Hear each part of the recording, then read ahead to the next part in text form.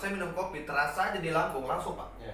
Kalau perut saya itu kayak angin, karena mungkin asam lambung tuh naik. Dan itu tahun 2017 ya? 17 kalau tak salah saya, 2017. Karena awal-awal kita mengenal Toto dulu. Betul, 2017. 2017 sampai dengan sekarang, sampai dengan hari ini Masih kopi? masih ngopi. Masih Dan ngopi. insya Allah mudah-mudahan ngopi terus. Insya Allah, Iya. kopi dulu.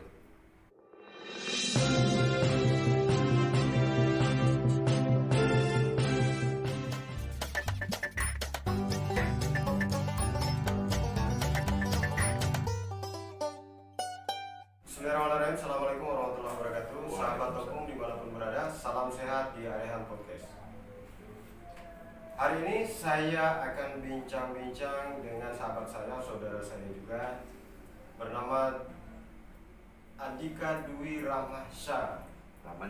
Rahmansyah. Iya, biasa dan sudah populer dipanggil Kande Andika. Ya, Kande Andika. Andika. Kalau di Melayu itu pakai Kande. Kande, kan? harus Kande. Ya, karena yang saya pahami itu Kande itu abang ya sebenarnya. Iya, Kande itu biasa kalau orang-orang dulu bilang ke Kande. Tapi banyak orang singkat jadi Kande, lebih mudah. Tapi warnanya sebenarnya Abang. Abang. Gitu, oke. Nah, saya juga agak-agak bertanya gitu.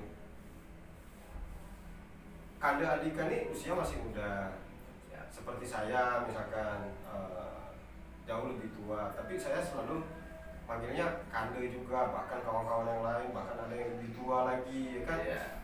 Tapi selalu manggilnya Kande. Nah, kenapa tuh Kande itu melekat selalu di Bang Kande Andika? Jadi sebenarnya nama Kande ini melekat daripada orang-orang kita Melayu. Dia kadang-kadang kalau kita di organisasi biasanya orang panggil Bu kalau untuk laki-laki. Nah, kalau untuk perempuan orang panggil Bing. Kalau di organisasi perburuan tuh begitu. Jadi kalau untuk di Melayu itu biasanya kita panggil Kande, umur yang lebih tua daripada kita. Nah, kalau kita umur di bawah kita biasanya kita panggil Dinde. Biasanya Adinde, dan Kande juga biasanya ke Kande. Cuma terlalu panjang ke Kande Andika. Itu agak sulit Pak untuk dipanggil. Jadi kita panggilnya Kande. Jadi lebih mudah Kande Dika, atau nama Bapak Pak Awal mungkin panggil Kande Awaludin gitu. Jadi lebih memudahkan. Jadi di Melayu itu memang seperti itu. Harus panggil Kande, Dinde, biar memudahkan kita untuk untuk berkomunikasi dengan lancar dengan berbahasa Melayu itu. Jadi bahasa itu menunjukkan bangsa. Nah, bahasa menunjukkan bangsa. Jadi ketika orang panggil ke Kande, ini udah pasti orang kita Melayu. Dan itu sebagai bentuk adab ya sebenarnya, Sopan santun. Makanya saya bilang tadi bahasa cerminan bangsa gitu. Betul. Lebih lembut bahasanya. Ini kan kalau kita bilang abang agak gitu kan, agak atau kakak gitu. Biasanya kalau kita di Melayu itu panggil Kande atau ke Kande, lebih lembut bahasanya. Apalagi kalau orang manggil ke Kande, mari ke sini. Jadi agak lembut Pak, itu lebih sedap gitu daripada bang sinilah. Agak bahasanya agak ini, walaupun itu bahasa Indonesia gitu kan. Tapi kita tak menghilangkan daripada bahasa Melayu tersebut. Baik. Sebelum kita bincang lanjut tentang siapa sebenarnya Bang Kande Andika nih, ya, dan perjalanannya sampai pada mengenal Toto Punggung, ini juga menarik kita bincangkan bersama dengan Kande Andika. Selain panggilan Kande, selalu atau kerap dipanggil Panglima Dike. Iya, Panglima Dika. Ya, nah kok bisa Panglima itu setahu saya gelar bukan sembarang sebenarnya. Iya betul, sepakat saya itu. Jadi sedikit saya sampaikan, harus saya klarifikasi nih Pak. Jadi untuk panggilan Panglima sebenarnya waktu saya masih berorganisasi, ada dulu organisasi.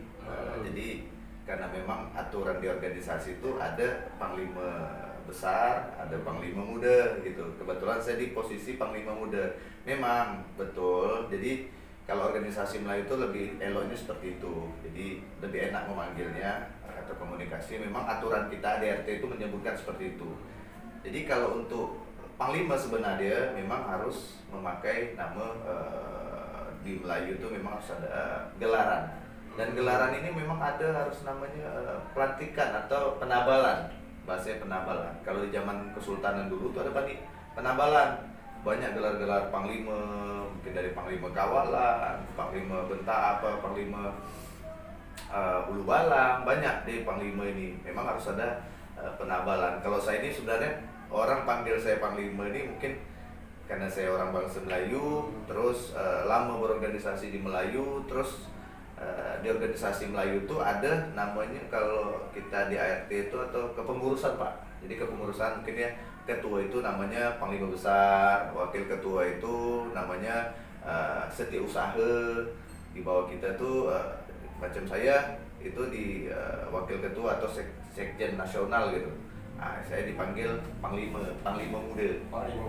Akhirnya nama ini melekat sampailah sekarang. Jadi kalau orang-orang yang lama itu dia tahu, apa kabar Panglima, kalau nelpon saya Panglima muda, apa kabar Panglima Dika, apa kabar, dah lama tak jumpa segala macam. Melekat di bahasa itu. Sebenarnya bukan penabalan Pak.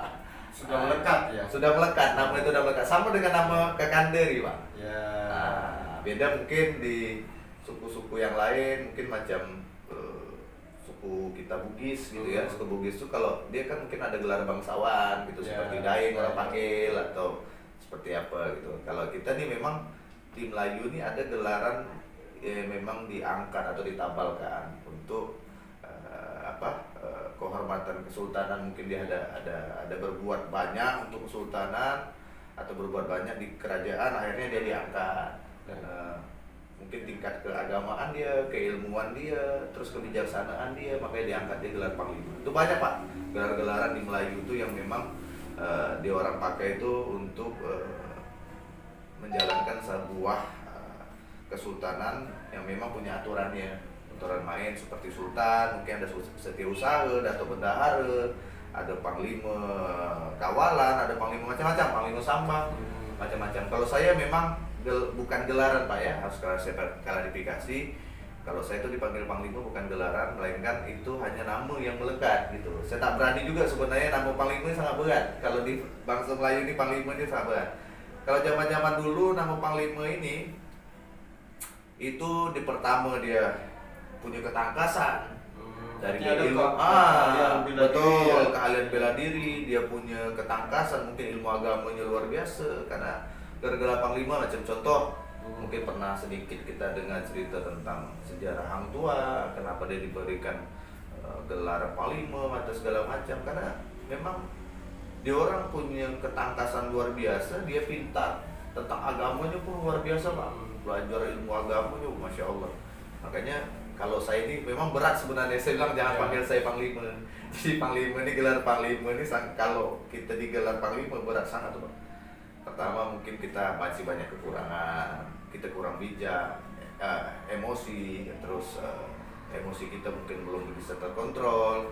Karena digelar panglima ini pertama emosi kita bisa terkontrol, terus kebijaksanaan dia, ilmu agama luar biasa, dia ketangkasan, dia orang harus akui itu, dewasa, dewasa, dia harus diakui kalau mereka tuh patut menyandangkan gelar panglima, dan itu ditabalkan.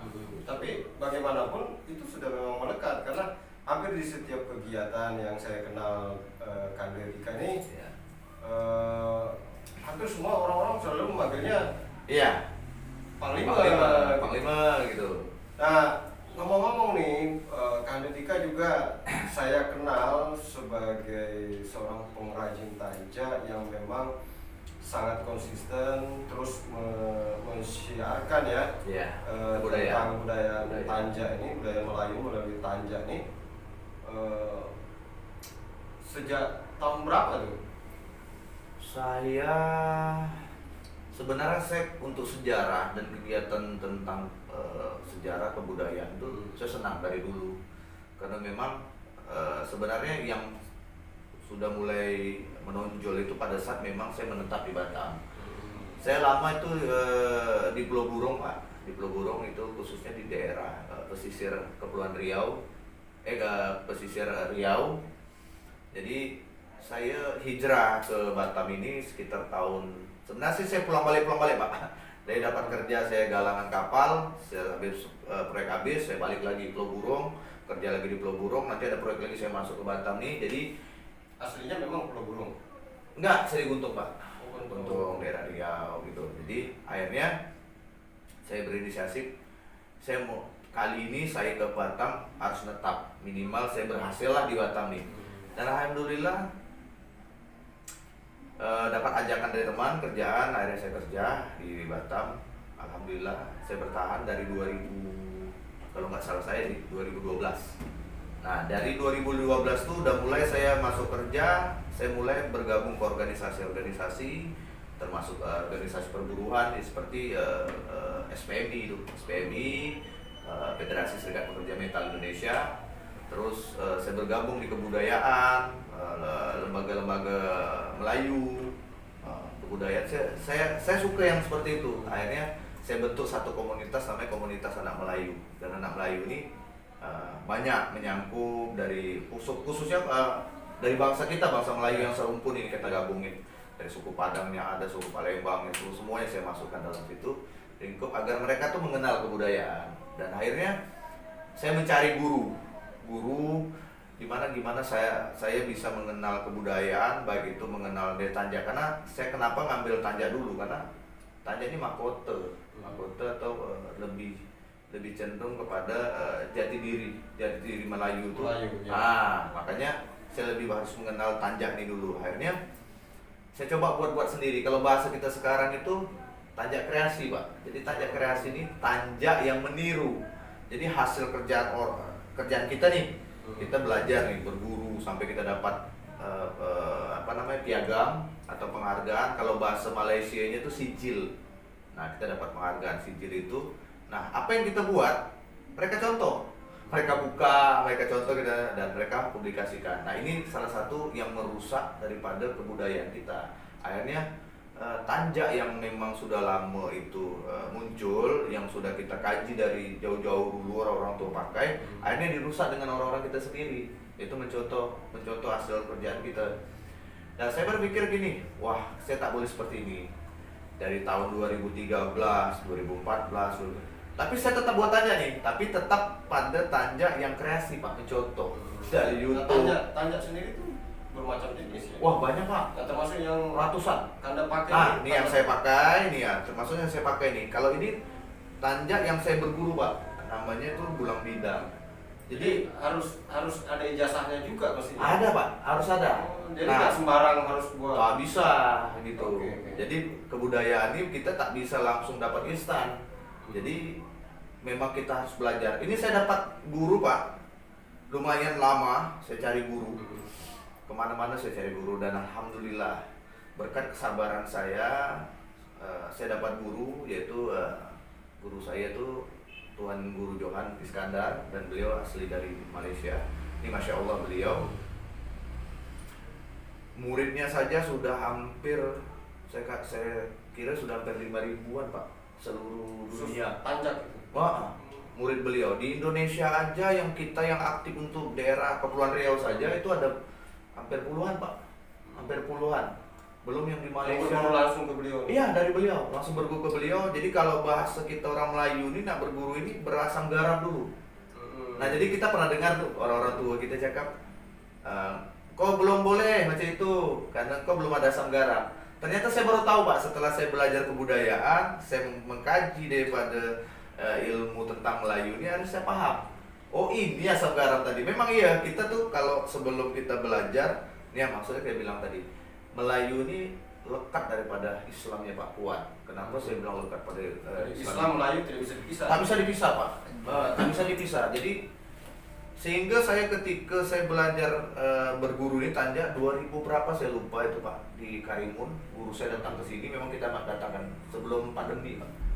Covid, kita ke kolaborasi dengan kawan-kawan seluruh Kepulauan Riau. Akhirnya kita buat Pak di gedung, lupa saya sebelah gedungnya kantornya Bupati Karimun.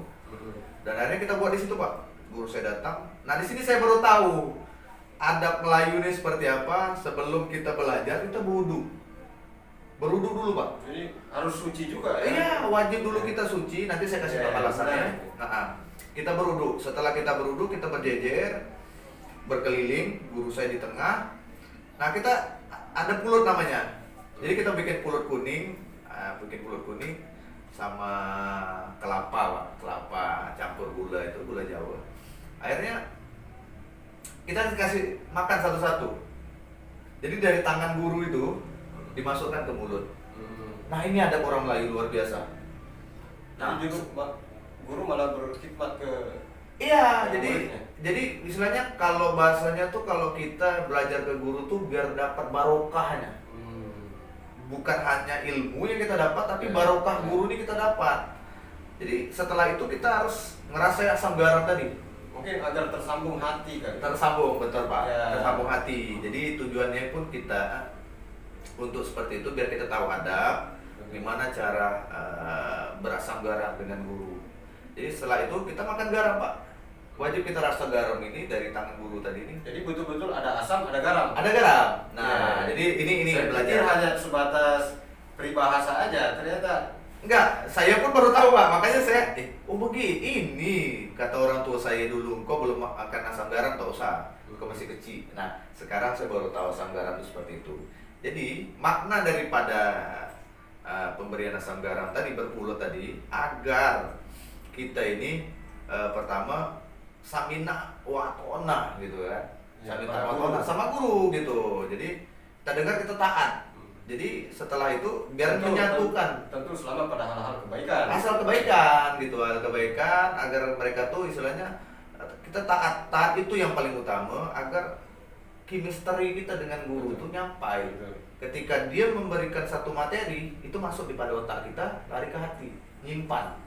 Nah, itulah tujuan tadi berasam garam tadi. Gimana guru dengan telaten, guru dengan sabarnya, dengan bijaksananya semuanya memberikan pulut itu di mulut kita. Itu saya sadar, oh masya Allah, saya bilang inilah adab orang Melayu tersebut gitu, yang sangat santun mengenai tentang agama agar kita tuh lebih kepada patuh taat atas yang Artinya dalam hal budaya saja seperti tanja, Seperti itu. tanja ini adab itu juga luar biasa Pak, dijunjung luar tinggi, biasa. gitu ya. Nah, dan sekarang pun makanya kenapa pondok-pondok pesantren itu menerapkan itu. Sebelum mereka memasukkan materi, baik itu fikih, hadis, segala macam Al-Quran, mereka ajarkan adab itu dulu. Ketika adab sudah selesai, baru mereka ajarkan itu. Nah, nyambung Pak, ketika saya diberikan pulut, itu kayak ada aura gairah kita tuh mau belajar tuh lebih dalam. Dan alhamdulillah Lebih semangat malah. lebih semangat Pak. Gitu. Aneh, memang aneh. Kenapa saya bilang aneh? Memang karena ketika kita patuh, kita taat, kita dengar itu akhirnya kita leluasa untuk belajar hingga kepala kita tuh nyampe ilmu yang mereka sampaikan tuh serap di otak kita gitu. Beda kalau nggak percaya coba tes aja. Ketika kita belajar nih, kita udah lama nggak belajar, kita masuk di perguruan gitu kan, masuk di perguruan kita belajar, dengarkan dosen berbicara, payah Pak menyambung. Jujur saya bilang payah menyambung. Ini saya bilang nampak orang membeli tanja ini mudah Pak. Ya. Susah Pak, luar biasa susahnya. Makanya saya bilang tadi, ketika kita belajar asam garam tadi saya ngerasain ini mudah saya ngerjain gitu. Tapi ketika kita nggak mengikuti adab, susah Pak. Bakal nggak bisa kita diulang-ulang. Bahkan guru saya tuh dengan sabar, kita kan punya buat tanja ini kan punya step Pak. Jadi ada tahap 1, tahap 2, tahap 3 sampai tahap seterusnya. Jadi level tanja ini ada. Levelnya ya. Tingkat kesulitannya ada. Jadi yang kita dikasih ini yang mudah dulu. Nah yang mudahnya jadi dia ulang-ulang Pak. Saya sampai 3 atau 4 kali gitu diulangi itu yang tahap pertama. Tinggal lanjut tahap kedua, dan ketiga dan seterusnya. Alhamdulillah sampai sekarang saya menggerakkan itu dari 2013 dari Tanjak Kreasi dan sampai sekarang Pak. Dan ini saya terus perkenalkan kebudayaan, bahkan ketika mereka membeli tanjak dengan saya memberikan sedikit ilmu, di mana ilmu ini yang Tidak diberikan hanya sekedar tidak menjual gitu ya. tidak hanya menjual. Jadi Oke. saya memberikan ilmu ke mereka dan ini harus saya sampaikan karena guru saya berpesan ketika mereka membeli tanjak dengan kita bukan hanya bentuk yang kalian sajikan, melainkan adab cara pemakaian gitu loh. Macam tanjak bulang bidang nih, ketika mereka beli, mereka harus paham gitu loh. Kenapa tanjak bulang bidang ini simpul, macam simpul ini. Simpul ini letaknya pada di bagian mana gitu. Nggak sembarang ya. Tidak sembarang Pak. Jadi simpul ini banyak. Dia kalau tanjak yang saya pakai ini bulang bidang simpulnya di atas telinga sebelah kanan. Di belakang tidak boleh. Nggak boleh. Kalau di belakang, kalau di zaman dulu nih, di zaman dulu tanda belakang ini tuh tanda kita mau perang. Oh, gitu. Ada makna. Ada makna. Kalau di depan itu biasanya orang komedi, lawak. Tapi sesuai gitu, komedi lawaknya sesuai. Bukan komedi lawak memang dengan disengaja, maksudnya memang sudah disetting untuk itu tidak berlebihan. Nah, untuk mengandung tanjak ini tidak berlebihan gitu, nggak mungkin tanjak ini walaupun digini dicampak ke bawah dipijak-pijak. Nah, itu tidak baik. Jadi dia punya cara sendiri untuk pemakaian tanjak. Nah, kalau kenapa di samping ini kita sekedar untuk bersilaturahim ke kegiatan apa gitu, silaturahim ke kawan-kawan yang karena bicara tanjak ini bicara marwah ya. Marwah, Pak. Ya. Marwah luar biasa, Pak. Tanah kita yang dipijak, tanjak di tanah yang dipijak. Ketika tanjak ini tidak ditempatkan pada tempatnya, artinya kita bukan melebih-lebihkan, tetapi menempatkan sesuatu pada tempatnya. Tidak bisa sembarangan kalau tanjak. Itu hanya sedikit dari tanjak. Sebenarnya banyak model tanjak ini punya karakter, Pak. Punya karakter. Dia ada karakter sedih, ada karakter garang, ada karakter bijaksana. Nah, saya pernah dengar Kande Nika juga pernah bilang kalau tidak salah bahwa tanjak itu ada peruntukannya juga. Jadi misalkan jenis tanjak ini harus yang pakai raja. Iya. Oh, untuk tingkatan itu. Jadi tingkatan atau jenis rupa tanjak. Sebenarnya tanjak siapa aja boleh pakai, Pak. Agar disesuaikan pada tempatnya. Ya nggak mungkin saya pakai tanjak ini pakai saya celana pendek.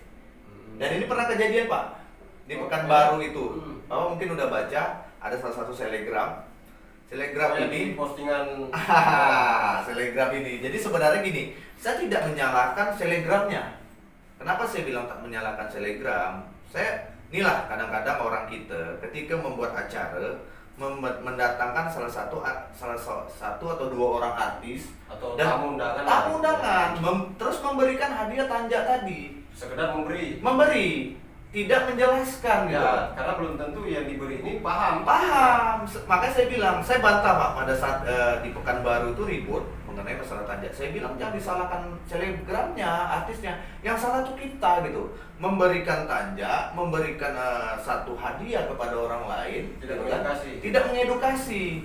Nah, satu itu. Nah, seandainya yang kita nih artis, Pak, gitu. Kita artis, kita datang. Ketika tak paham kita tentang adat budaya Melayu, ketika orang pakaikan tanjak, ya kita pasti terima, Pak, sebagai bentuk penghargaan. Mungkin Pak nggak usah di sini. Daerah Papua segala macam lebih condong daripada itu kan. Makanya di Pekanbaru kejadian tuh selebgram, saya pernah kejadian tuh berapa bulan yang lalu itu kejadian tuh, Pak. Asli, Pak, itu ribut. Bahkan sampai maki-makian di grup. Saya bilang ini salahnya bukan selebgram, tapi kita sendiri tidak mengedukasi. Karena kenapa? Mereka pakai tanjak, pakai celana pendek selebgram ini. Ya dia dikasih hadiah langsung lah. Nah, kalau kita paham tentang kebudayaan dan kita kaji, kita paham, oh ini selebgramnya pakai celana pendek. Kalau dia memang bawa celana panjang, suruh dia ganti dulu, minta baik-baik dengan ajudan mereka gitu loh, atau yang membawa mereka, bang izin bang ini saya pakai celana pendek. Karena pada dasarnya tanjak ini tak boleh di acara-acara resmi ya. Acara resmi. Nah, kalau coba kita edukasi seperti itu, artinya mungkin dia nggak akan pakai gitu loh. Dia mungkin pakai celana panjang. Kalau memang pun tidak ada celana panjang, mungkin panitia yang menyiapkan sarung. Nah, contoh nih, tak usah tanjak, Pak. Yang biasa kita pakai hari-hari, kopiah, atau songkok haji kan. Betul. Nah, Bapak suruh pakai celana pendek, lucu nggak? Tidak etis gitu loh. Sama dengan tanjak. Tanjak ini adalah ikatan kepala.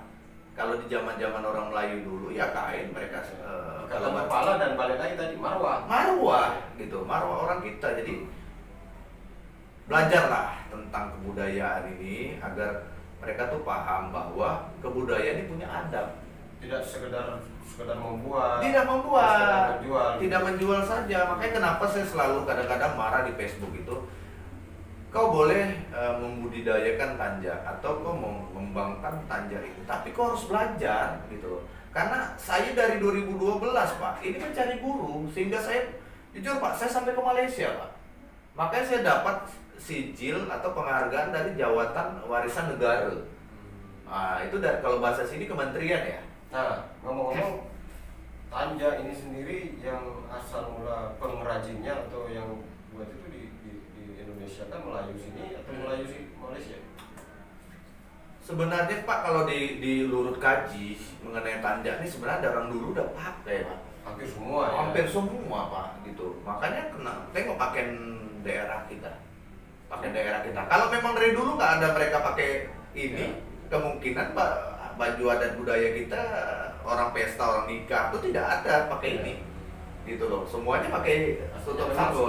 Sudah ada zaman dulu gitu. Mungkin yang kuat popularitasnya atau yang mempopulerkan Malaysia. Ya, negara tetangga kita dan mereka saudara kita, serumpun kita sebangsa Melayu gitu. Itu yang harus saya tekankan pada kawan-kawan, belajarlah kita, belajar tentang sejarah, bukannya sekedar kita belajar di buku. Karena gini Pak, saya harus sampaikan, kalau kita belajar dari buku tanpa ada kajian, ada lurutan tentang sejarahnya, ini bullshit, omong kosong. Sedangkan yang agamanya kita tidak boleh sebenarnya belajar dari buku kalau memang tidak ada sanad daripada keilmuan. Nah ini sama dengan kebudayaan, kita tak boleh Pak, karena banyak sejarah Melayu yang memang dibutakan oleh para penjajah. Banyak Pak, banyak sekali sejarah-sejarah Melayu, bahkan di YouTube juga banyak di YouTube tuh tentang sejarah Melayu yang mereka posting itu banyak sejarah yang kelabu, maksudnya sejarah yang nggak jelas, subahat ya, abu-abu gitu, nggak jelas. Jadi memang harus belajar, harus mengkaji. Itulah Melayu itu. Tak bisa kita dapatkan cuma-cuma, tapi harus belajar mengkaji.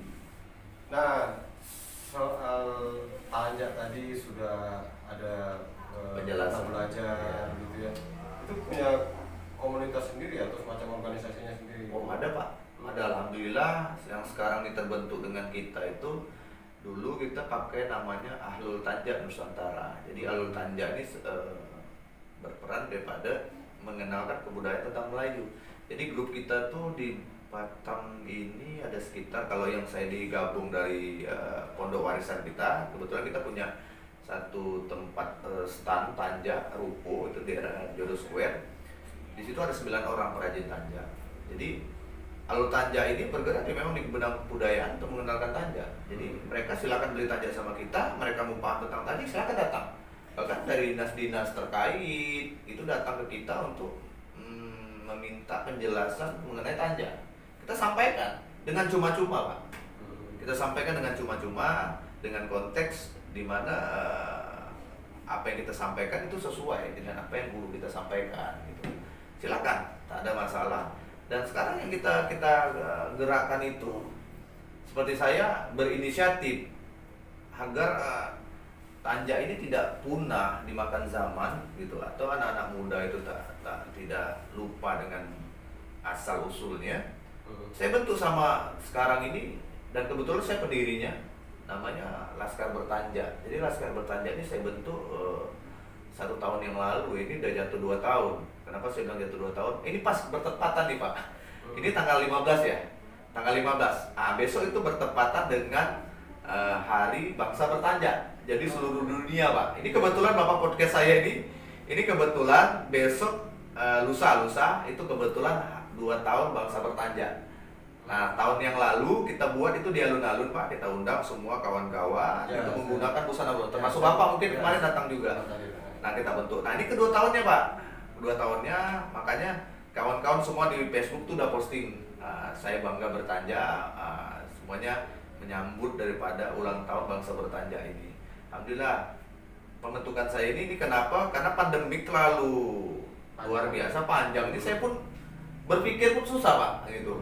Bukan masalah kita bergerak ini tak ada dananya, tidak. Kita bisa aja bergerak, cuman kadang-kadang tempat yang kita tak dapat Pak. Karena bahasa tentang kebudayaan ini menyangkut pada orang ramai. Kita mengenalkan pada orang ramai. Harus luas, cakupannya luas. Kalau kita nggak menyangkut luas, orang nggak akan paham. Gitu. Saya tungkus lumus kok. Bahasa tungkus lumus nih, bahasa orang Melayu tungkus lumus ini kita jatuh bangun untuk ngebangun tanja ini yang dulunya mereka tak kenal tanja, mereka tak kenal baju Melayu. Saya udah kenal, alhamdulillah gitu. Walau tak semua orang mengenalkan. Saya dulu sendiri Pak pakai tanja, sendiri pakai tanja. Makanya dari dulu tuh saya udah pakai tanja, gitu. Tanja harian itu saya pakai kemana saya pergi. Makanya orang panggil saya Panglima tadi tuh. Dan sejak saya kenal Kak Dedika, saya baru paham cara pakai tanja, cara pakai sarung, baru pakai Melayu. baju. Betul. Saya suka Pak, suka tentang kebudayaan itu. Sebenarnya bukan hanya tentang kebudayaan Melayu saja, karena kalau menyangkut Melayu nggak bakal selesai. Jadi kalau dibukukan nih Melayu nih, saya nggak tahu lah berapa banyak buku, karena kalau bicara tentang Melayu banyak Pak, bangsa Melayu Pak, nyangkup semua Pak. Macam saya kepingin belajar tentang kebudayaan orang Bugis, bagaimanapun serumpun kita, Bugis juga Melayu, Padang, terus yang daerah Sumatera Utara juga itu rata-rata orang kita Melayu. Banyak Pak, saya kepingin belajar tentang sejarah mereka tuh. Oh kok begini, tanjak mereka tuh kok ada kemiripan dengan saya. Setelah dikaji-kaji mereka serumpun dengan kita. Makanya Sumatera, orang menjelaskan Sumatera ya semuanya rata-rata bangsa Melayu. Orang-orang Melayu, Jambi, Lampung segala macam. Contoh macam di Lampung ada gerbang besar itu, tulisannya apa? Bukan tulisan Indonesia, bahkan bahasa Arab, selamat datangnya. Nah itu kan salah satu bahwasanya ini peninggalan Melayu gitu. Siapa yang mau bantahkan? Kan gitu. Nah itu harus kita Ada bukti sejarahnya. Ada bukti sejarahnya Pak. Gitu. Di Sumatera ini rata-rata dari Aceh sampai Lampung, bahkan termasuk Jakarta, Betawi itu kan termasuk serumpun kita juga bangsa Melayu. Makanya di Jakarta tuh ada namanya Kebon Jeruk, ada terus Kampung Melayu. Nah munculnya nama Melayu itu dari mana? Iya. Nah, harus kita kaji gitu loh. Kok bisa nama Melayu itu ada di situ gitu loh. Dan kenapa ibu daripada bahasa Indonesia ini bahasa Melayu. Nah, dijadikanlah satu namanya bangsa Indonesia. Itu luar biasa Pak. Sejarah Melayu. Ngomong sekarang nih udah berapa anggota? Anggota sebenarnya nggak dihitung Pak, karena saya bukan mencari berapa banyak, enggak. Gimana silaturahim ini yang saya pegang dengan adik-adik, dengan kawan, terus dengan yang sebaya dengan kita, termasuk dengan kanda-kanda kita, orang tua di atas kita. Nah ini yang saya jaga. Kalau untuk masalah anggota, asal kita minta anggota bantu aja, atau adik-adik kita bantu, tidak bantu kanda dulu nih ada program seperti apa. Dia orang insya Allah bantu. Kenapa? Karena pertama kita hidup nih selalulah ringan tangan. Ketika kita ringan tangan, akhirnya orang pun juga ringan tangan dengan kita. Maka saya tak pernah nolak adik-adik kanda bisa bantu tak saya gini. Apa yang bisa saya bantu, saya akan bantu. Mungkin saya bantu dari pikiran atau tenaga. Kalau saya ada lebih, saya bantu dengan uang gitu loh. Dan memang saya lihat Kanda Dika ini termasuk aktif dalam hal kegiatan-kegiatan sosial ya. Sehingga saya dulu pernah juga di Overlife ya. Overlife dulu. Betul. Masuk pendiri juga saya. Termasuk pendiri juga. Nah selain Overlife itu apa aja? Sosial saya sebenarnya Pak, sebelum Overlap itu saya di komunitas anak Melayu. Karena di komunitas anak Melayu itu saya terfokus konsepnya itu kebudayaan dan sosial. Nah selain agama itu udah pasti agama itu ada di hati kita gitu. Selain agama itu ya kebudayaan dan sosial. Nah di situ saya gerak sosial tadi hingga akhirnya saya berorganisasi di perburuhan, diangkat saya sebagai dulu di bidang organisasi kalau tak salah itu namanya Jamkeswan. Jadi Jamkeswan ini kita membantu mengadvokasi daripada orang-orang sakit yang tidak memiliki BPJS. Nah akhirnya mereka kita mudahkan. Kita itu ibaratnya kayak pengacara atau lawyer yang memang tidak mengharapkan sedikit pun apa-apa gitu. Jadi kita berjuang ikhlas saja untuk masyarakat, kita bantu masyarakat. Bahkan saya suruh bergerak sampai ke mutar Pak, mutar. Jadi sampai kita tuh ada rumah singgah. Jadi waktu itu gitu loh. Bahkan sampai saya advokasi ke rumah sakit. Ada pasien kita, dia susah, bahkan hidupnya kadang-kadang makan tidak gitu. Karena sedih saya. Akhirnya saya dengan tim bawa mereka ke rumah sakit dan mana dikala itu dia tak punya BPJS dan dia tak paham gitu loh. Baik dia tidak memiliki uang, mungkin keterbatasan gitu. Akhirnya kita buatkan BPJS. Dulu enak Pak, buat BPJS itu bisa melalui online. Yang penting kita dapat KTP dan KK beliau. Kita buat langsung dan hari itu kita cetak. Dan sehingga ketika mereka pun mau berobat tuh gampang, bayarnya nanti gitu loh. Nah, sampai kita urus Pak, sampai RT RW-nya kita urus, terus ke kelurahan. Kalau kecamatnya harus rujukan ke camat, kita harus urus ke camat gitu, sehingga dia mendapatkan daripada BPJS tersebut. Hingga akhirnya kita bawa beliau. Jadi kita semua yang nanganin Pak. Kita semua nanganin hingga yang seharusnya dia bayar dia tidak bayar. Luar biasa, dan itu masih Gitu. lanjut seperti tadi sebelum Kande Dika masuk tuh saya dengar ada Ya tadi sakit. kebetulan saya bincang dengan saudara saya itu, beliau adiknya juga yang sakit, luar biasa bang, sakit parah, dan saya cuma bersampaikan apa yang bisa saya sampaikan, saya bantu, saya akan bantu gitu loh. Untuk saat ini saya pelik, semenjak COVID ini mempelik, kadang-kadang kita pun untuk cari makan susah, tapi bukan berarti kita membantu orang tuh harus terhenti gitu. Saya sampaikan dengan beliau, apa yang bisa saya buat untuk kawan-kawan itu akan saya perbuat, karena hidup di dunia ini Pak. Letaknya di tinggalnya di mana? Dia di Guntung sekarang, dirawat di Guntung, dan kebetulan belum menyiapkan satu berkas-berkas. Jadi Kalau di Batam mungkin bisa kita kalau di Batam mungkin kita udah jalanin Pak. Kalau di Batam mungkin kita sudah bisa jalanin ke beliau, terapi minimal kan. Nah ini saya suruh sampaikan ke beliau, Bang Abang harus berangkat, karena ini adik kandung Abang dan Abang harus berangkat. Masalah biaya segala macam biar kami yang berkomunikasi. Beliau sebenarnya malu Pak, beliau segan, sudah ketua, ini urusan saya akan atur semuanya. Konsep akan saya pakai konsep saya akan jual nama saya gitu.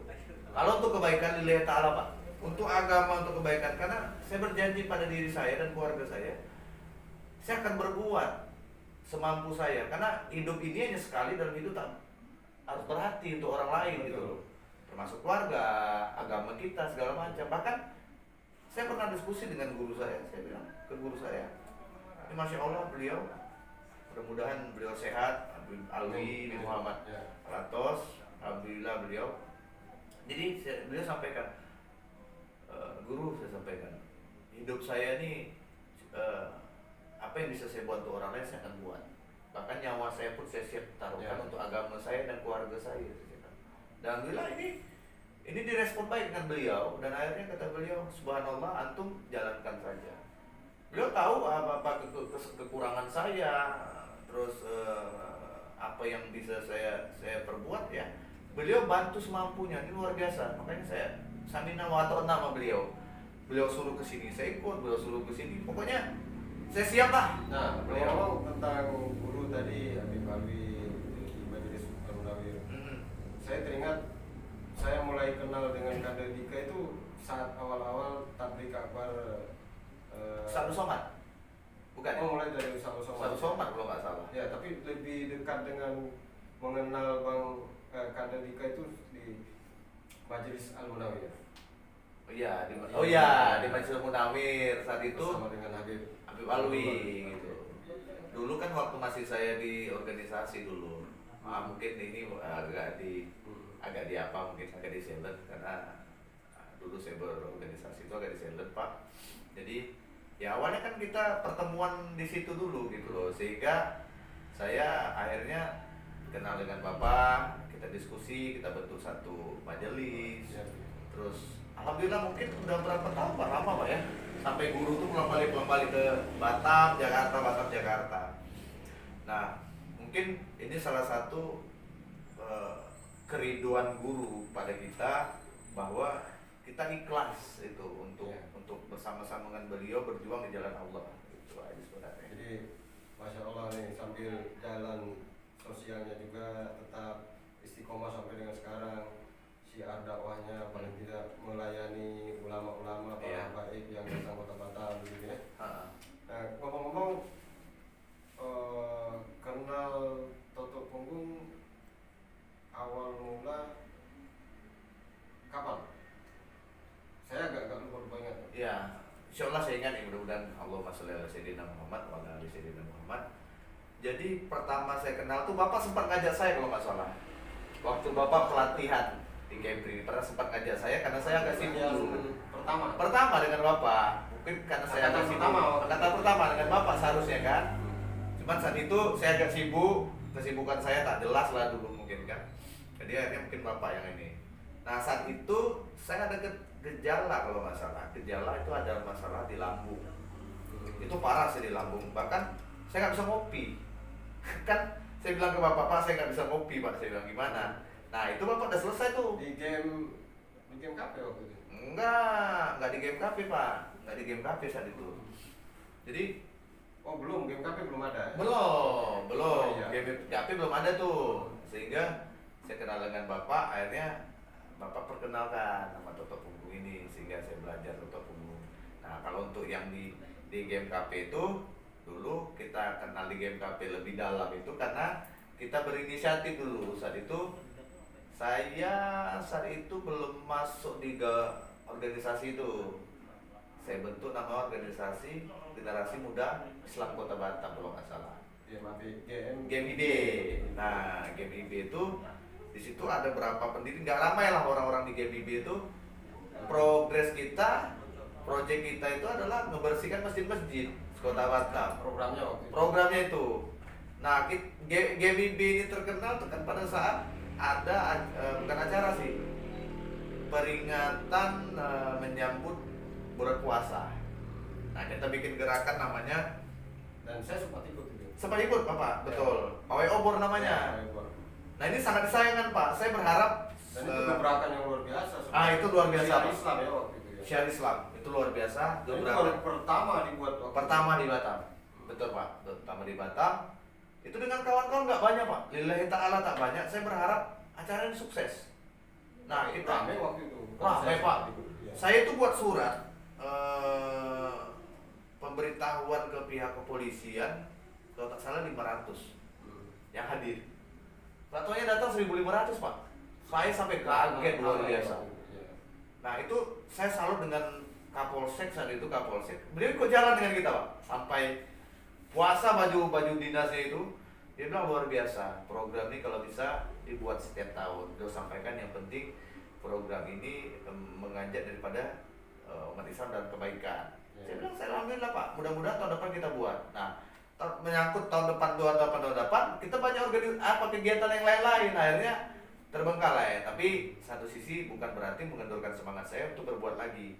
Nah, mudah-mudahan insya Allah kita selamat panjang umur, tahun depan kita buat, insya Allah. Mudah-mudahan COVID cepat selesai. Kita kembali ke awal mula Kandedika mengenal Toto. Masalah lambung tadi. Masalah lambung. Nah, ini saya lanjutkan. Ini unik menarik Pak. Di Toto Punggung ini unik dan menarik. Di umur semuda saya, mungkin nggak akan suka namanya terapi. Ya. Bullshit Pak, omong kosong. Ya, apalagi tipe Kandedika. Siap, apalagi tipe saya. Ya, kenapa saya anggap juga ini Menarik karena berkali-kali saya ajak, sepertinya kurang tertarik gitu. Tertarik gitu ya. Nah, Dan mulai jatuh cintanya itu sejak saya merasakan merasakan hasil dari Toto Punggung ini dan sampai sekarang. Nah, jadi tertariknya saya setelah saya yang umurnya muda nggak mungkin tertarik dengan terapi, pengobatan terapi ini bullshit omong kosong. Kalau bahasa kita yang muda itu kan, apalah itu kan, bagus berobat segala macam. Nah itu bahasa. Tapi mungkin ini kadarullah, bahasa kadarullah ini mungkin Allah kasih petunjuk ke saya. Ini ada pengobatan terapi dan ini cocok di kamu. Nah, alhamdulillah Bapak kenalkan saya diskusi dengan Bapak saat itu. Pak, saya punya lambung. Asal saya minum kopi, saya kayak orang baru kenyang makan. Gitu kan. Jadi asam lambung saya terlalu tinggi. Terus kaki saya ini kayak kena asam urat. Jadi kalau saya lipat kaki itu sakit. Nah, akhirnya kan saya langsung minta Bapak terapi saya. Awalnya saya terapi dengan Bapak, sakit. Terus kata Bapak lanjutkan. Saya terapi lagi dengan Bapak, sakit, lanjutkan lagi. Tapi saya istiqomah saat itu. Dan akhirnya Bapak suduhkan saya kopi 1 teko. Saya masih ingat tuh. ya. Di pondok pesantren ya dulu ya. Karena kita kan sudah akrab ya. Jadi untuk menguji seberapa seberapa kekuatan gejala atau respon lambung ketika minum kopi. Betul. Dan alhamdulillah nih permisa kawan-kawan, lillahi ta'ala saya ngerasain berkat daripada Toto Punggung ini luar biasa pengobatan dari wasilah ini. warisila daripada totok punggung dan saya ngerasain. Jadi sekelas saya yang muda itu kosong untuk mengikuti daripada pengobatan terapi. Nah ini salah satu di umur muda saya sudah dapat efek daripada totok punggung ini. Lambung saya setelah beliau toto, awalnya saya sakit toto di bagian belakang punggung. Saya sakit, kedua sakit, ketiga udah agak merasa nyaman. Hingga berapa kali saya ditoto dengan beliau nih Pak Awal. Karena dulu totok punggung nggak ramai. Paling berapa orang aja totok punggung. Masih belasan orang dulu totok punggung. Dan alhamdulillah setelah saya totok punggung, sudah berapa kali saya sempat tertidur. Saya ditinggalin sama beliau. Ditinggalin beliau berapa jam atau berapa menit gitu. Akhirnya beliau datang. Bang Dika minum dulu katanya. Saya bilang kopi nih Pak, udah minum dulu, tes dulu hasil dari totok punggung ini. Subhanallah, setelah saya tes minum kopi, itu saya merasakan kok nyaman kali lambung saya. Ini bukti ya, saya nggak bohong, ini kopi kawan-kawan. Ini kopi. Ini kopinya keras karena beliau kopi nggak suka gula ya. Nah, jadi ini saya nikmati, bismillah ya. Nah, ini saya nikmatin. Biasa kalau saya minum kopi terasa aja di lambung langsung Pak. Kalau perut saya tuh kayak angin karena mungkin asam lambung tuh naik. Dan itu tahun 2017 ya? 17 kalau tak salah saya, 2017. Awal-awal kita mengenal Toto. Betul, 2017. 2017 sampai dengan sekarang ini sampai dengan hari ini Masih ngopi? Masih ngopi. Insya Allah mudah-mudahan ngopi terus. Insya Allah, Iya. ngopi dulu. Nah ini salah satu. Luar biasa Pak. Iya. Salah satu dari totok punggung. Dan perjalanan totok punggung setelah saya menikmati hasil itu hingga akhirnya Bapak ajak saya ya. Bapak ajak saya ikut dan saya ikut di pelatihan tersebut. Hingga pelatihan pendalaman, di situ saya sempat ikut Ustadz Zaini ya. Ustadz Zaini, saya sampai ke Singapura Pak kita dulu ya. Ustadz Zaini ke Singapura. Itu ke Singapura tuh kita toto bukan orang sembarangan. Jadi saya toto tuh mereka menikmati hasilnya toto itu. Di situ kebetulan Ustadz Zaini beliau ajarkan di situ memang luar biasa. Saya dapatkan banyak ilmu, bahkan sampai beliau angkat saya jadi ketua totok punggung Kota Batam Pak ya. Saya jadi ketua totok punggung Kota Batam. Dan testimoni yang saya dapat, bahkan pasien saya itu udah banyak Pak. Pasien saya banyak dan itu alhamdulillah mereka menikmati dari totok punggung itu. Banyak yang luar biasa qadarullah. Itu ada pasien saya itu yang kena sakit paru-paru, TBC Pak. TBC. Nah itu pernah saya sampaikan ke Bapak, bahkan kita pernah podcast Pak ya masalah TBC. Itu TBC itu kawan-kawan, beliau tuh harus konsumsi obat setiap minggu.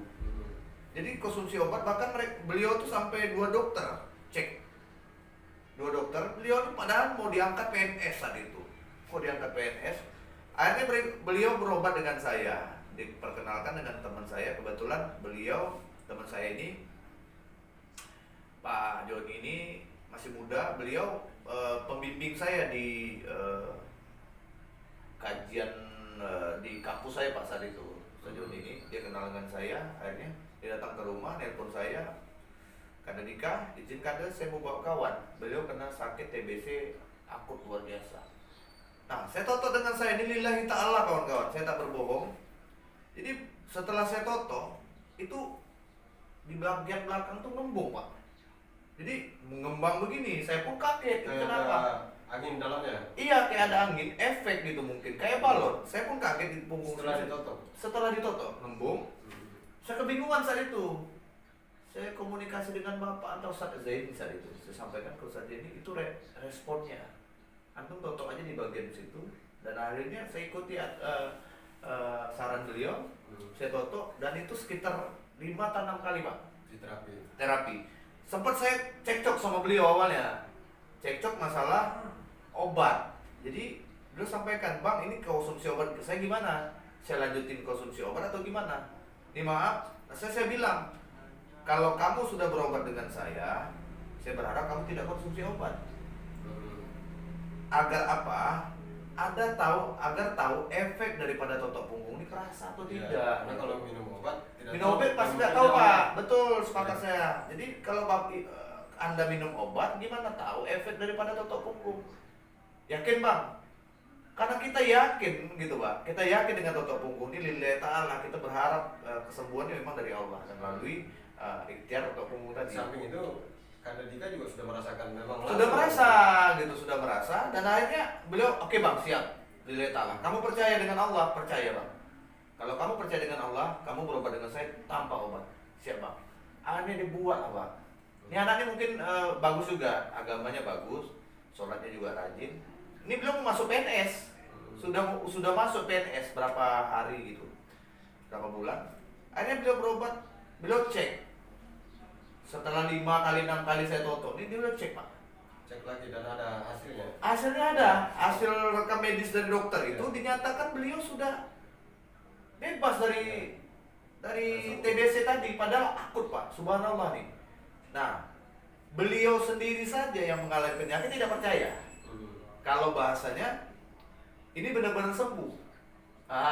Di sini nih yang saya tertarik. Akhirnya apa? Beliau cari lagi dokter yang lain dengan bidang yang sama. Perbandingan gitu, benar atau tidak nih? Karena beliau ini bertahun-tahun sakit TBC ini. Akhirnya beliau tanya lagi dan hasil keluarnya sama Pak. Sama. Ternyata beliau Sudah negatif. Dinyatakan hilang. Dari penyakit ini, dan alhamdulillah Pak sampai sekarang beliau sehat. Dan beliau sering komunikasi dengan saya. Bang Dika terima kasih banyak-banyak. Ini luar biasa terapi totok punggung ini. Saya kalau tak sibuk, saya kepingin masuk dari totok punggung ini. Saya bilang, kalau rezeki kamu nanti kamu bisa belajar, minimal bisa dipraktekkan dengan keluarga sendiri. Sebenarnya itu hal-hal yang unik saya dapatkan, memang luar biasa. Ini totok punggung luar biasa Pak, banyak Pak. Dan saya pernah Pak, lillahi ta'ala nih, bukan hanya yang itu. Ada salah satu teman saya, ini jatuh dari lantai 2 kalau nggak salah, kerja bangunan, jatuh, akhirnya kena pinggangnya Pak. Nah saya berpikir tulang daripada belakang dia ini terjepit, seharusnya kan tulang ini ada space untuk dia bergerak. Mungkin karena dia jatuh keduduk, bantalannya bergeser, akhirnya ketika dia bergerak sakit. Jadi itu dia berjalan begini pakai orang bungkuk, umur 70 tahunan. Saya bilang ke beliau, awak kenapa? Saya bilang, karena betul orang kita Melayu, awak kenapa? Ini Wak, saya jatuh dari dari bangunan lantai 2. Saya bilang sama beliau, sini awak, duduk dekat saya, ambil minyak, saya totok kan. Dia totok Pak, subhanallah Pak. Habis saya totok, beliau langsung bisa berdiri. Nah, beliau sampaikan, aku kok bisa berdiri langsung, karena dia berbaring Pak, dia berbaring telungkup seperti biasa lah kita terapi. Saya totok, saya treatment, saya totok segala macam, saya ambil titik yang memang di situ bermasalah. Dan akhirnya seharusnya beliau itu kalau berdiri dalam keadaan posisi berbaring, beliau tuh harus tumpu tangan. Ini langsung. Dia langsung berdiri dan duduk dan langsung berdiri gitu. Beliau kaget, Bang kok langsung saya berdiri? Dia cakap dengan saya. Saya bilang, subhanallah, awak langsung ikut terus terapi dengan saya bilang, mudah-mudahan itu. Dan alhamdulillah Pak, sampai sekarang. Kemarin sempat saya marah dengan dia, saya udah bilang, selama berapa bulan jangan angkat berat dulu. Hanya hal yang kecil saja tak bisa kembali ya. Bisa kembali karena kan dalam tahap pengobatan gitu, dalam tahap terapi dengan saya. Dan akhirnya sampai sekarang beliau enak Pak. Bisa bekerja lagi di kerja bangunan, bahkan dapat terus proyek dia nih bangunan, alhamdulillah. Nah hingga akhirnya dari mulut beliau Pak, kakak beliau dari daerah Riau sana itu datang Pak, datang ke tempat saya, datang ke tempat beliau minta diobatin. Kakak kandung beliau itu yang pertama kena asam lambung Pak, ini parah luar biasa. 5 kali 6 kali saya totok, alhamdulillah Pak. Karena sembuh. Kanda Dika juga sudah merasakan asam lambung. Sudah merasakan asam lambung. Ya, Itu Pak saya totok titiknya sampai muntah kuning Pak. Saya keluar ya. Keluar Pak. Jadi keluar itu asli Pak. Asam lambung ini kalau udah parah, kita pegang belakangnya ini sakit Pak. Jadi nggak bisa dipegang. Sakit, asli sakit. Jadi Saya berpikir gimana nih saya toto kalau sakit seperti ini, saya bilang. Akhirnya saya pakai metode agak pelan, dilus-lus saja, pelan. Saya karena kakaknya perempuan, saya pakai sarung tangan, saya toto aja pelan hingga dia merasakan kayak saraf dari belakang tuh udah mulai agak ngendor. Nah, agak saya tekan lagi pelan-pelan, saya tekan lagi, udah merasa tidak sakit, nyaman, baru saya hajar sehingga dia muntah. Saya bilang karena saya udah tahu asam lambung akan keluar, saya suruh siapkan dari pihak keluarganya, Bu, siapkan plastik. Nah, dia siapin plastik, Pak, itu keluar, Pak, isi semuanya muntah, Pak, yang hijaunya, yang kuningnya, yang hitamnya. Subhanallah, Pak. Hingga berapa hari saya toto, sampai berapa kali saya toto? 5-6 kali, Pak, sembuh total sampai sekarang. Sampai keluarganya dari Pekanbaru datang, Pak, nyari saya, ingin terapi dengan saya. Kelebihannya, keberkahannya Toto punggung, Pak, luar biasa. Makanya saya berharap dengan kawan-kawan nih, saya bilang ke kawan-kawan, kita jangan nengok mudanya, kawan-kawan. Selama di masa muda kita masih bisa berbuat ke orang lain, lakukan. Kalau ini bermanfaat, ambil, jangan tidak bermanfaat. Karena di hadis pun mungkin jelas, Pak, mungkin Bapak mungkin udah baca hadis, ya ilmu bermanfaat inilah yang membawa keberkahan buat kita. Kenapa? Karena saya tertarik di toto punggung ini. Kita nggak berobat ini nggak dipatokkan berapa yang mau dikasih, seikhlasnya ya dikasih seikhlasnya. Karena kenapa, Pak? Saya bilang, Pak, di toto punggung ini ketika orang memberikan kita ikhlas, insya Allah kita ikhlas membantu orang untuk menterapi gitu. Akhirnya kesembuhan itu Allah bantu. Nah, kalau kita terapi orang, kok sampai sembuh misalnya 3 juta, Allah nggak bakalan, Pak, mau ngasih kesembuhan. Sebenarnya kita ini hanya ikhtiar saja. Metode ini kita pakai, tapi nyembuhin tetap Allah gitu. Patut kalau kita percuma, Pak. Percuma kita mau metode apa saja, kalau kita pakai dengan patokan harga, Allah marah, Pak. Allah tak akan kasih kesembuhan. Percaya omongan saya. Nah, pesan saya di toto punggung, ketika kau sembuh, kau berterima kasih dengan Allah. Jangan lupa kau sedekah. Karena ketika kau sedekah mengurangkan daripada penyakit engkau, dosa-dosa kau juga terhapus. Saya bilang, obat sedekah. Saya cuma bilang kalau kau sembuh nazar, sembuh aja. Saya bilang, dalam bilang mereka lakukan itu. Disitulah amal jariah kita yang kita dapat dari itu. Walaupun kita ini apa adanya, tapi dakwah juga bisa. Dakwah dapat, betul, Pak. Di toto punggung saya dapat dakwah. Walaupun kita ini bukan ustaz. Iya, betul, bukan ustaz. Minimal sedikit banyak kita sampaikan gitu, yang setahu kita gitu kan, tidak menukan. Nah, itu yang kedua, yang ketiga. Ada satu lagi, Pak. Ini kalau bahasa kita NSP ya, apa? Saraf kejepit itu apa? Saraf kejepit bahasa ilmiah NSP. NP. Ini anak pernah berobat, Pak. Berobat dipatokin. Jadi dia berobat, saya tanyain. Dia sampai nuduh toto punggung ini, Pak, bermasalah. Kebetulan saya saat itu masih ketua toto punggung Kota Batam. Jadi beliau ini berobat dengan toto saraf namanya. Toto saraf daerah Tiban kalau nggak salah, saya nggak tahu lah, kalau alam bisawab. Jadi beliau toto saraf ini, bukannya malah sembuh, tambah parah, terus dipatokin harga. Akhirnya beliau nggak mau. Pertama sakit, terus dipatokin harga, tak mau. Jadi saat saya berobat dengan kawan saya yang saya bilang tadi asam lambung, beliau datang dengan istrinya karena dapat laporan dari teman saya. Itu ada kawan saya, terapi toto punggung, aku coba tes. Ini anak sudah berapa hari, Pak, nggak kerja, Pak? Hampir 1 bulan nggak kerja. Otomatis dia masih punya istri, punya anak. Akhirnya dia datang, Pak. Dia duduk sakit-sakitan. Saya bilang, kenapa, Bang? Saya nggak tahu, Pak, sakit kali pinggang saya nih, katanya. Dan minum putih banyak nggak? Banyak juga, Pak, katanya. Udah pernah berobat? Udah. Obatnya di mana? Toto saraf, Pak, daerah Tiban gini-gini. Saya dipatokin harga, nggak sembuh. Oh, sudah. Sebentar, saya kerjakan ini nanti saya. Saya toto, Pak, lillahi ta'ala. Ini dia sebelum ditotok, Pak, dia nggak bisa berak, Pak. Jadi ketika dia berak itu dia harus begini, Pak. Karena sakit. Dia harus tegak begini. Ini kan lucu kalau orang berak tegak begini, gimana mau keluar tayanya, gitu kan? Maaf. Nah, jadi akhirnya saya toto, Pak. Saya terapi berapa menit, saya ambil pada bagian-bagian tertentu. Nggak lama? Nggak lama, Pak. Lillahi ta'ala, Pak, ini. Saya juga kaget gitu kan. Nah, setelah itu saya suruh dia jongkok. Tanpa sadar, saatnya kan jinjit ini kaki dia jinjit, Pak. pijit. Terus dia langsung duduk begini, bisa duduk, Ada rasa sakit. nggak ada rasa kaget. Saya bilang, dia pun kaget, kenapa bisa? Ini bang, saya jongkok katanya, dan kaki saya langsung merapat ke semen. Seharusnya saya tak bisa merapat ke semen, pak, sakit katanya. Saya berdiri, saya suruh dia begini, pak. Nah, dan itu dilakukan oleh dia. Akhirnya dilakukan turun naik. Akhirnya, saya bisa, alhamdulillah bang. Bang, saya harus bayar berapa ini katanya. Saya bilang, kau sembuh saja, saya bilang. Awak sembuh, itu udah hadiah buat saya. Engkau bagi sedekah, saya bilang. Jangan lupa. Kau mau kasih saya berapa, itu seikhlasnya saya. Dan saya tak patokan harga. Sampai sekarang saya tak pernah patokan harga. Dan sama Allah, Pak. Jadi sampai sekarang, beliau nggak pernah ada keluhan masalah pinggang. Masalah NNP tadi. Alhamdulillah sampai sekarang. Jadi sangat sederhana sebenarnya. Sederhana Pak Toto, Pak. Iya. Ini tangan pemberian Allah ini luar biasa.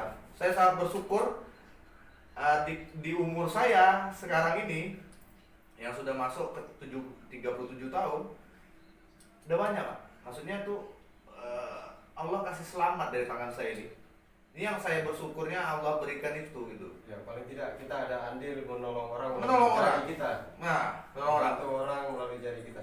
Benar jari kita. Dan alhamdulillah mungkin berkat kita ngebantu orang ini Pak. Saya sudah dari 2015 PHK sampai sekarang nggak bekerja. Mungkin itulah berkat saya bantuin orang Allah. Allah jaga saya dan keluarga saya Pak. Ada aja rezeki buat saya. Padahal saya belum kerja sampai sekarang 2021. Dari 2015 sampai 2021 saya tak bekerja Pak. Nah saya terapi itu saja, ada orang terapi saya ambil. Ada yang mau di terapi. Saya ambil. Nah terapi tak ada masalah. Seingat saya juga selalu masuk Singapura terapi. Singapura saya jelasin sedikit Pak. Ini agak unik Sebelum juga. pandemi ya. Sebelum pandemi. Jadi sebelum pandemi kawan-kawan, saya punya pasien rutin otot punggung. Jadi awalnya tuh saya terapi keluarga beliau. Waktu saat itu ada datang pangeran dari daerah Sambas tadi mana itu. Saya kebetulan ada abang angkat di daerah Kalimantan Barat itu. Nah beliau minta hak saya hadir di acara beliau. Saat itu saya ketemu dengan ibu gubernur. Saat itu masih Bapak Nurdin Basirun. Habis ketemu sama beliau, kita masuk ke hotel. Hotel, jadi kebetulan saya dengan beliau ini orang Singapura, saya belum begitu kenal, belum begitu akrab, hanya kenal di Facebook. Akhirnya saya kenalkan konsep pet terapi.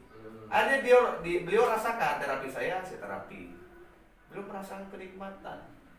Jadi hanya di terapi biasa saja. Dan akhirnya penyakit terapinya apa aja gitu, bisa menyembuhkan. Saya sampaikan Pak, ini menyembuhkan ini, penyakit dalam, penyakit luar segala macam. Oh nanti saya cobalah, itu kakak saya katanya, kakak saya tuh harus operasi kakinya.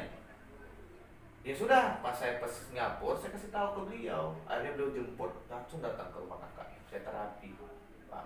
Baru sekali saya terapi, dia WA ke istri saya.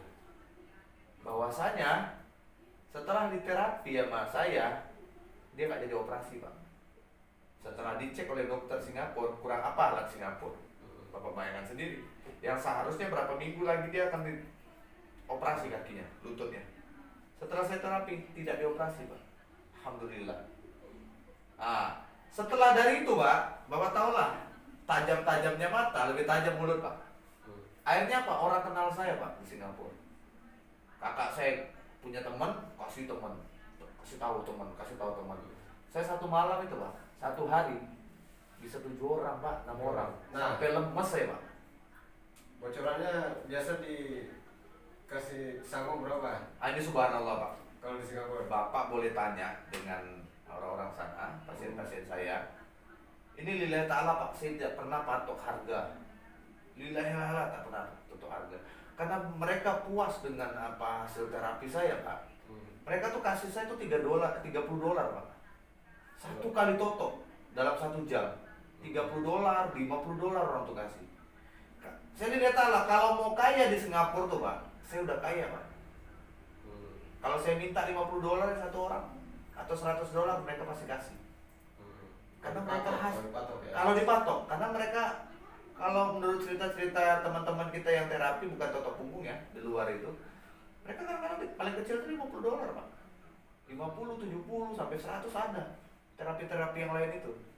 Nah, saya tuh hanya terapi orang, Dek, ini ada apa? Istilahnya uang Sagu hati lah. wah, sagu hati uang penat lah. Sampai itu rata-rata orang tuh ngasih $30 Pak. Berarti satu kali toto tuh 300.000 kalau duit kita.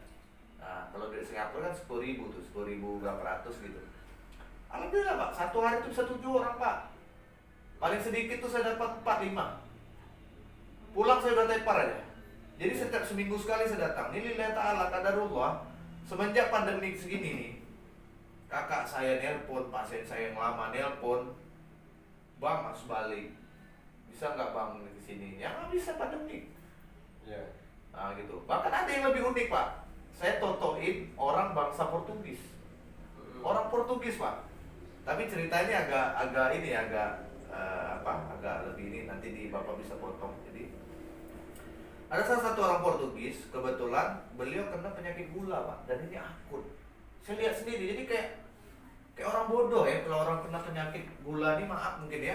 Jadi bawahnya lemes saja. Ini asli orang Portugis, keturunan Portugis. Jadi kebetulan istri beliau itu teman daripada kakak saya. Kakak saya bercerita dengan istri saya. Dibilang sama istri saya, Dek, tolong totoin abang deh, katanya. Abang tuh kena penyakit gula gitu. Nah, ada sedikit untuk yang lebih dalam lah urusan itu. Dek, tapi tolongin juga itu abang kurang ini katanya, kurang kejantanan. Nah, kejantanannya kurang gudrek gitu, Ya. kurang apalah, kurang semangat. Kurang laki gitu. Kurang laki, Ya. lemas bawaannya katanya. Jadi kakak pun jadi kadang-kadang kayak mana lah gitu kan. Nah, istri saya ngomong ke saya, akhirnya oke siap, saya bilang, saya kerjain Pak. Saya habis toto semua, terapi semua, titik gula, pankreas segala macam, dan daripada titik kejantanan beliau. Subhanallah Pak. Setelah saya pulang dari Singapura, istri beliau WA ke saya, WA ke istri saya. Istri saya cerita ke saya. Apa kata istri beliau? Dek, tok markotok kata dia. Mantap memang totoan punggung nih kata dia. Yang ditotok dengan suamimu kata dia. Kapan kau datang ke sini lagi? Subhanallah Pak. Jadi mereka merasakan manfaatnya ya. Manfaatnya Pak. Untuk kejantanan saja luar biasa Pak. Gitu. Jadi hal-hal yang begini nih subhanallah, karena memang saya bilang terus sampaikan ke kawan-kawan, ini toto bermanfaat luar biasa. Kalian harus ikut daripada bagian keluarga besar otot punggung. Dari bagian karena bermanfaat ketika kita memiliki kemampuan untuk terapi toto ini ya, untuk keluarga kita. minimal untuk keluarga Pak. Minimal untuk keluarga. Terus untuk emergensi. Emergensi. Saya pernah dapat Pak emergensi.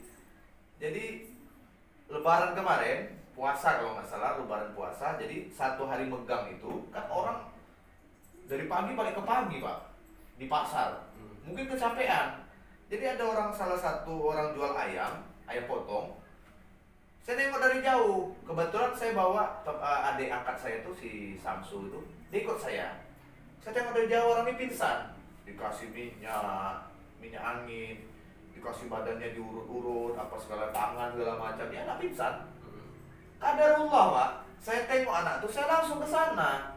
Jadi tergerak sendiri Hati saya, lillahi ta'ala. Ya. Saya pegang titik di mana yang misalnya orang pingsan ini, titiknya di sini. Saya terapi Pak sebentar. ya. Qadarullah sadar nih orang Pak. Anak ini sadar, orang kaget semua, saya langsung pergi. Qadarullah Pak.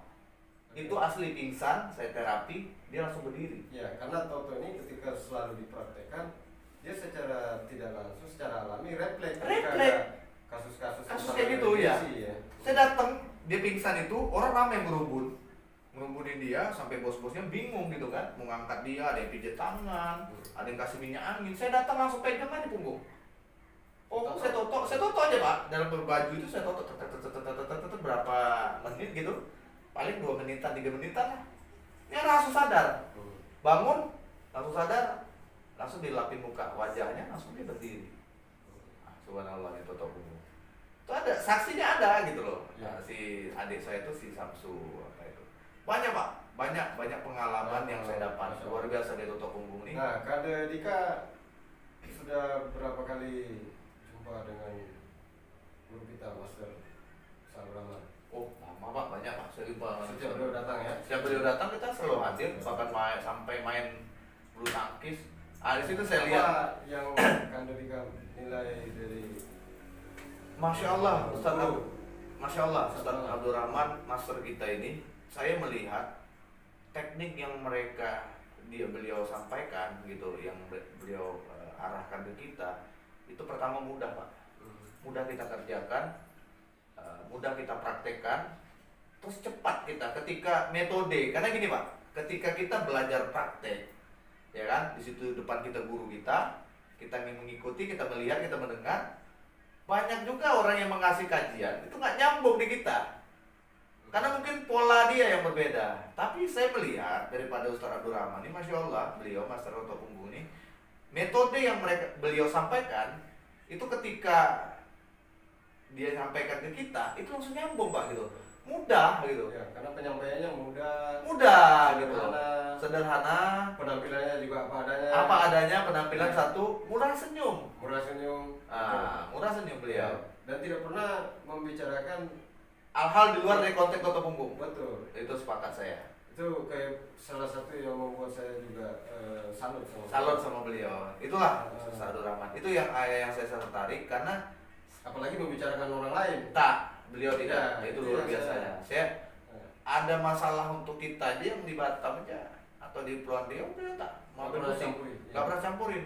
Karena inilah tupoksi daripada organisasi. Ketika di organisasi itu ada masalah, ada orang-orang yang harus menyelesaikan. Jadi sebagai ketua, ini nggak harus ketua gitu loh, memang harus begitu.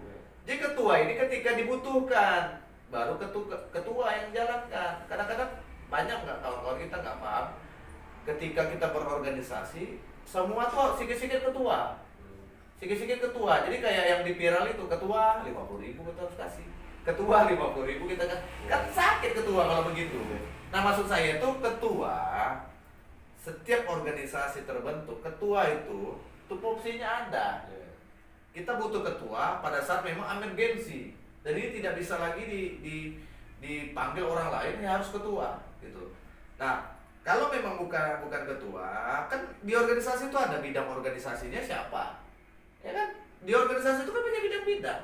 Nah ketika organisasi bermasalah, kan bidang organisasi ada, biar organisasi yang menyelesaikan. Ini kadang-kadang kita ketika ada masalah, lapor ke ketua bingung lah saya ini ketua bos. Itu di bawah tuh ada bagian organisasi. Seharusnya ente ketanya ke yang bagian organisasi, jangan ke saya gitu loh. Ketua ini banyak yang diurusnya. Pertama, gimana Toto Punggung ini biar meluas. Itu yang dipikirkan dia. Kedua, gimana Toto Punggung ini mudah dikenalin orang-orang yang mungkin kelas bawah gitu, hingga menengah dan ke atas. Kita sudah merasakan manfaat. Betul. Juga banyak membantu mempraktekkan, membantu menolong orang. Artinya banyak manfaat yang Bang akan Dika rasa. Betul. Kira-kira sebagai milenial, walaupun sudah berkeluarga saya anggap masih milenial lah. Milenialnya Toto Punggung ya. Siap. Iya. Jadi kira-kira ada saran atau harapan terhadap kawan-kawan kita yang milenial juga, terutama yang masih muda-muda ya. Kalau saya sebenarnya ingin menyampaikan, jadi bentuk motivasi Pak buat adik-adik. Soalnya kalau bahasa saya itu rinde-rinde. Selagi kita muda nih, pergunakanlah waktu, pergunakanlah waktu ini dengan baik-baik mungkin. Jadi kalau kau bisa lakukan, kau lakukan. Jadi jangan kau tunggu, aku tak bisa begini, aku tak bisa gini. Jangan. Makanya saya selalu sampaikan, coba dulu. Karena setiap saya buat kegiatan Pak, saya tidak melihat nominalnya berapa, tapi saya buat dulu apa hasilnya gitu. Ketika hasilnya sudah kita dapatkan, baru kita bicara nominal. Kecuali terapi Toto ini misalkan banyak testimoni orang tidak merasakan manfaatnya. Betul. Bolehlah mungkin kita berpikir atau buat pertimbangan ya. Betul. Tapi Betul. kan insya Allah semua orang merasakan manfaat. Manfaatnya dirasakan. Nah, macam ini, adik-adik muda sekarang, jangan biarkan waktumu habis dengan hal-hal yang tak bermanfaat.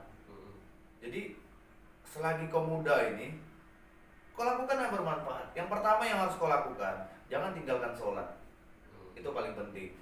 Karena sholat inilah yang akan ditanya kita nanti di padang mahsyar. Yang pertama sekali akan ditanya. Jadi itu yang paling pertama, jangan tinggalkan sholat. Kedua, patuh terhadap orang tua, itu paling utama. Jangan pernah berbuat hal-hal yang menurut kita di luar kewajaran. Nah, jadi gunakan waktu kalian bermanfaat untuk orang lain, lakukan.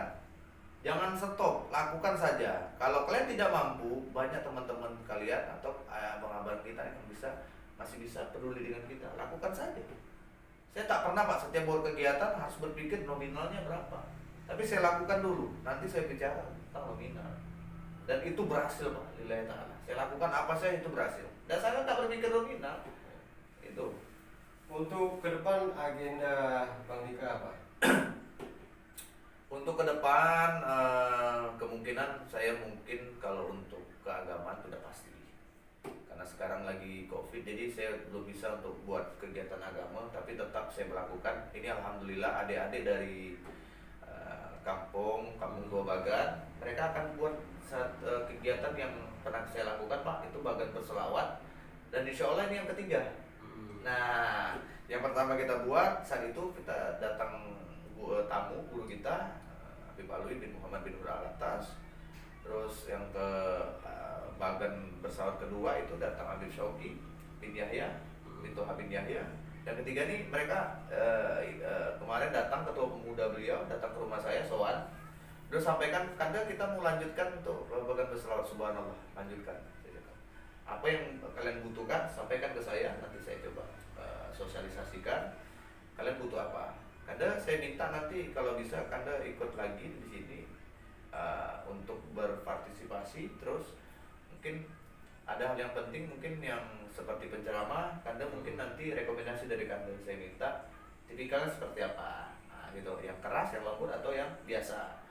Nah mereka minta Kanda biar agak semangat, yang agak keras sedikit. Ya silakan, tak ada masalah. Intinya progres yang akan kalian membuat bagan berselawat ini lakukan terus, jangan sampai berhenti. Kanda minta walaupun kamu habis jabatan, regenerasi yang baru tetap ada.